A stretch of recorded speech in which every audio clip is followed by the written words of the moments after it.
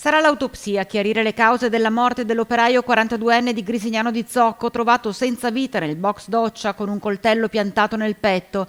La salma è stata rinvenuta dopo giorni dal decesso. Attorno alla vicenda un giallo su cui stanno indagando i carabinieri. A dare l'allarme ai vicini, che hanno chiamato i vigili del fuoco perché sentivano un odore tremendo provenire da questo appartamento al primo piano della palazzina di Via dei Pioppi, dove viveva l'operaio, che non aveva dato sue notizie da tempo ai familiari.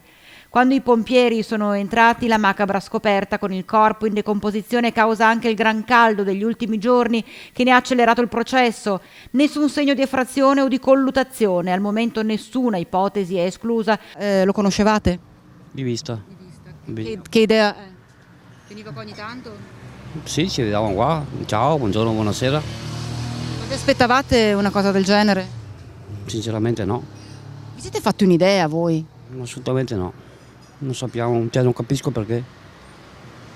Non saprei, non so, veramente è una cosa che non aspettata veramente. Abbiamo lavorato insieme, però Che persona era, da quel po' che ha potuto capire vedendolo anche durante il lavoro? veramente un grande lavoratore, sinceramente. Poi effettivamente sì, ci vediamo qua, però non ho mai avuto, tra virgolette, contatti esterni, solo un saluto e basta.